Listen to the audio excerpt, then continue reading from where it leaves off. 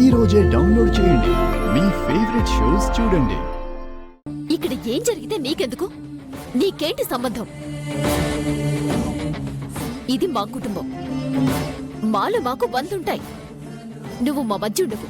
పోవే. ఎందుకు వెళ్ళాలి? మీలో మీకు వందుండేవి. నా యజమానికి ఇబ్బంది కలిగించని విధంగా ఉండాలి. ఆ వందలో ఇలాంటివి ఒక్కటుంటే నేను ముందుంటాను. నాకేంటి సంబంధం అనుకుంటున్నారా? సంబంధం ఉంది. అయ్యగారు నాకు జీవితాన్ని ఇచ్చారు. నాకు చదువు చెప్పిస్తున్నారు. నాకు మా అమ్మకి బతకడానికి నీడనిచ్చి భోజనం పెడుతున్నారు. నేను ఆ విశ్వాసాన్ని చూపిస్తాను. మీ వల్ల ఆయనకి ఏదైనా అయితే చూస్తూ నేనుండలేను. ఉండను కూడా. చామంతి. అవును బాబు గారు, ఇదంతా మీరు అర్థం చేసుకోవాలి. ఈ ఆస్తులు ఐశ్వర్యాలు ఎక్కడికి పోవు. ఇవాళ కాకపోయినా రేపైనా మీ దగ్గరికి చేరతాయి. కానీ మీరు ఆగలేకపోతున్నారే. అయ్యగారిని మనోవేదనకి గురి చేస్తున్నారు. చెప్పాల్సిన మీరే గొంతు కలుపుతున్నారు. అయ్యగారి గుండె కోతకి కారణమవుతున్నారు. కానీ ఒక్కటి గుర్తుపెట్టుకోండి బాబు, మనం ఏమిస్తే ఆ ప్రకృతి మనకి అదే తిరిగిస్తుంది. రేపు ఇదే పరిస్థితుల్లో మీరుంటే, మీ పిల్లలు కూడా ఇలాగే చేస్తే అప్పుడు ఆ బాధ ఎంత నరకంగా ఉంటుందో మీకు తెలిసొస్తుంది.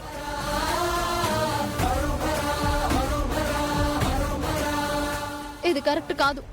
ఇది కరెక్ట్ కానే కాదు బాబు. మీరందరూ చేస్తుంది కరెక్ట్ కాదు.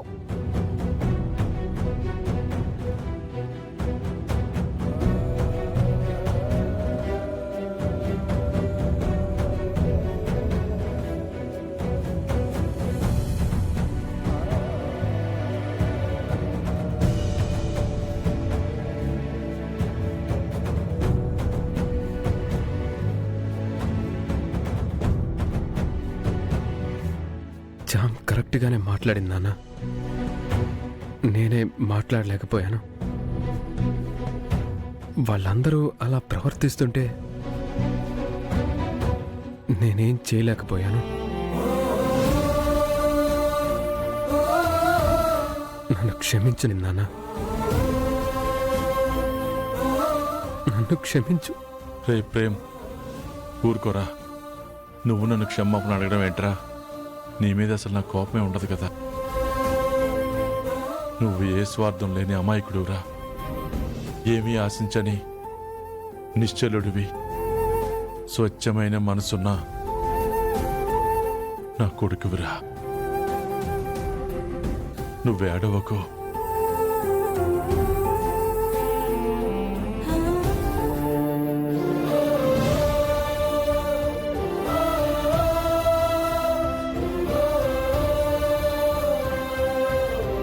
స్ట్రోక్ వచ్చింది కదమ్మా. ఈ గుండెల్లోంచి వస్తున్న మంటలేవి నేను నా జీవితంలో ఏ రోజు కూడా నాకు ఒక ఆడబిడ్డ ఉంటే బాగుంటుందని నేను ఫీల్ అవ్వలేదమ్మా. కానీ ఈరోజు ఫస్ట్ టైం ఫీల్ అవుతున్నాను.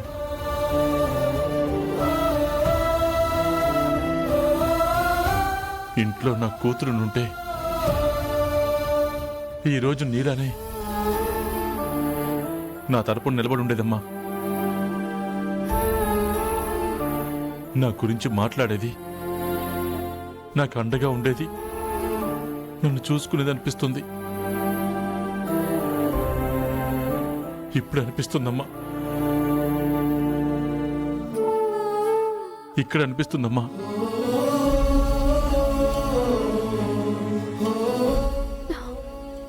అయ్యగారు, మీరిలా బాధపడకండి. మీ కంట కన్నీళ్ళని నేను చూడలేను. నేనున్నాను కదా. మిమ్మల్ని మీ బిడ్డలానే చూసుకుంటాను. మీరు కంగారు పడి స్ట్రెస్ తీసుకోకండి అయ్యగారు. డాక్టర్ గారు ఏం చెప్పారు? మీరు చాలా జాగ్రత్తగా ఉండాలి. వీళ్ళు ఆస్తి పత్రాలు, వీలు నామాలు అంటూ మీ దగ్గరికి రాకుండా చూసుకునే బాధ్యత నాది. నేను ప్రేమ్ బాబు మిమ్మల్ని కాపాడుకుంటాం అయ్యగారు. ఇవన్నీ ఏం పట్టించుకోకుండా ప్రశాంతంగా ఉండండి ప్లీజ్ అయ్యగారు. మీరింత బాధపడకండి.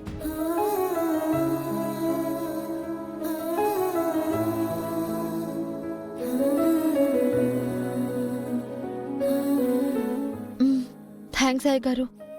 ధైర్యం చెప్పే మీరే ఇలా ఢీలా పడిపోతే నేను తట్టుకోలేను. మీరు ధైర్యంగా ఉండాలి. అన్నీ అవే సర్దుకుంటాయి. ముళ్ళుని ముళ్ళుతోనే తీయాలి అంటారు. వాళ్ళని అలాగే అందాం సరేనా? నేను వెళ్ళి జ్యూస్ తీసుకొని వస్తాను. బాబు చూసుకోండి.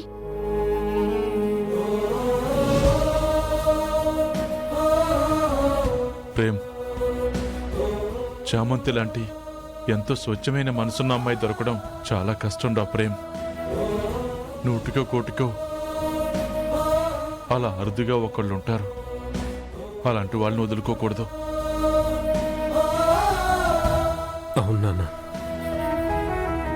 నేను ప్రేమించిన నా చామంతి ఎంతో గొప్పది. తన ఇంటికి ఎంత అవసరమో ఈరోజు నాకింకా బాగా అర్థమైంది. తను మాట్లాడిన ప్రతి మాట, నీకోసం తను చూపించిన తెగువ, తనే ఈ ఇంటి కోడలిగా ఉండాలన్నంత బలంగా నా గుండెల్లో నాటుకుపోయింది నాన్న. కూతురుగా ఉంటే బావుండు అన్న నీకు తనని నీకు కోడలిగా గిఫ్ట్గా ఇస్తాను నాన్న. నా పందాన్ని మారుస్తా. డాడ్ మీరు వెళ్ళండి. కేర్ టేకర్ని అరేంజ్ చేసి నేను వస్తాను. ఎందుకమ్మా మనం అరేంజ్ చేయటం? వాళ్ళే చూసుకుంటారు కదా. లేదు డాడ్, మన వాళ్ళే ఉండాలి. లేదంటే ఏదైనా మాయ చేయొచ్చు. చూస్తున్నారుగా ఎవరి ప్రవర్తనలు ఎలా ఉన్నాయో. మన జాగ్రత్తలో మనం ఉండాలి. మనం అరేంజ్ చేసిన కేర్ టేకర్ అయితే మనకి హెల్ప్ అవుతుంది డాడ్. ఓకే అమ్మా, ఐ అండర్స్టాండ్. అరేంజ్ చేసిరా. Okay dad. వస్తాను.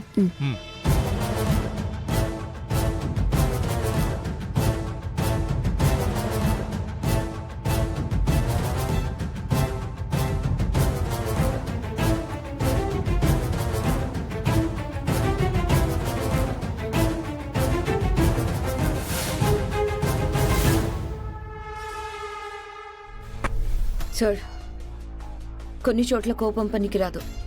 ఇంత చేసి మీరు ఇలా వచ్చేయడం వల్ల విలువ లేకుండా పోయింది చూడండి. మరేం చేయమంటావు రోజా? ఆఫ్టర్ ఆల్ ఒక సర్వెంట్ అలా వాగుతుంటే డాడ్ ఒక్క మాటన అన్నారా?